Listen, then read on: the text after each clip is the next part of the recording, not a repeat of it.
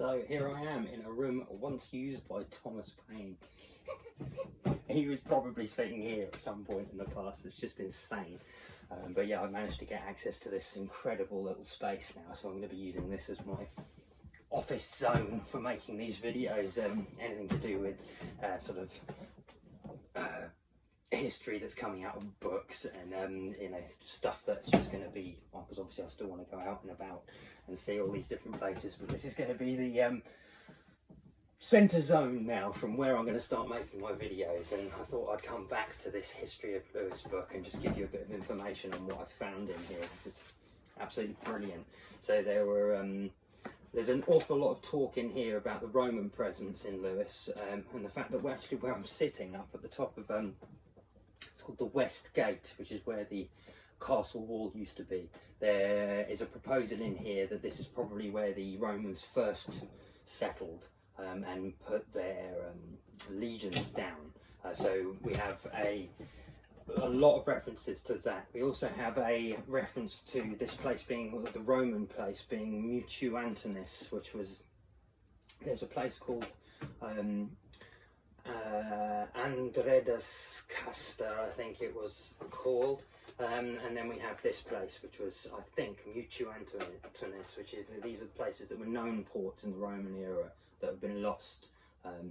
But there's also a very interesting part in here explaining how this valley could not have been used by the Romans. It's too much of a special position for it to have been ignored, and where we are right up on top of the bluff, which is underneath the castle, is exactly the right spot, and the road layouts seem to indicate that that's how the Romans would have set their camps out, and that they possibly had 2 full legions up here because of the way it's laid out, and we know how they used to lay their camps out. But that was very interesting because this stuff isn't really spoken about anymore. Then I found the information on the Roman bathhouse over in Ditchling, and I'm going to try and get over there at some point, maybe even today, and have a look at that. That's going to be very, very interesting. But I have so many books in here to have a look through. The pictures in this book are just stunning. There's some absolute crackers of the Simon de Montfort. I just found out Simon de Montfort was actually, you know, an amazing man, in as much as we wouldn't have the liberty that we have now without him and what they did at that time, which is partly why I wonder if it's not spoken about that, you know, very often now. But also that he got a bit above his station once he had taken this power. He became a bit of a despot himself. It's just strange, isn't it? We think that everyone is a hero of the past, but actually, you know, you hear things. I've just heard something about Thomas Paine himself, who drank an awful lot here, apparently, wasn't very kind to his wife. And there's things that also in a similar vein about Bob Marley. And there's so many about people that we've, but, you know, we deify almost. We put them on a pedestal and we hero worship them, and then find out actually that they were only human too. No one's perfect, you know, like we can all try and present an image of absolute, you know, saintliness, but really everyone is made of both things, and you can't be good all the time or bad all the time. So, you know, it's the varying levels of that really count. So what he did, maybe he was miserable at that time, Thomas Paine, you know, maybe he was deeply unhappy with his life and was drinking it away and spending all his time writing stuff because he was deeply depressed. Who knows, you know, a lot of creation seems to come out of hard times and depression, and I don't really judge anybody anymore because I've seen what life can do to people, and it can be very unkind, and people need escape. So I understand. I judge you not, Thomas Paine. Good on you. And what you did afterwards is absolutely ridiculous. So fair play. Yeah, but like, for instance, there we go. It's an absolutely gorgeous picture of the town hall in Lewes, just as it was before. I hope you could see that. So there's an awful lot of talk of the Romans being here. There's talk of that Roman bathhouse, and that was stuff that I was very interested in. There's also talk of Gideon Mantle, who lived along the high street here.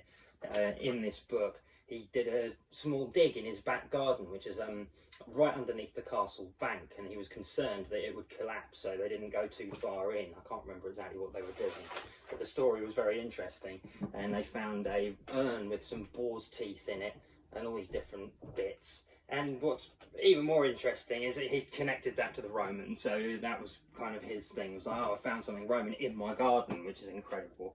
Then you've got the list of the coins. But what's very interesting is that I think it's that section of the bank that then collapsed more recently. I think it was only in the last 20 years, that bit of the whole bank of the castle collapsed there. So maybe he dug a bit too far, who knows. But anyway, I've got so much stuff. There's the illustration of the pit that he dug and the things that he found in there and the different levels and layers of history. But these are great books, absolutely fantastic. There's the layout of how the Roman town would have looked, or how the army would have been set up. I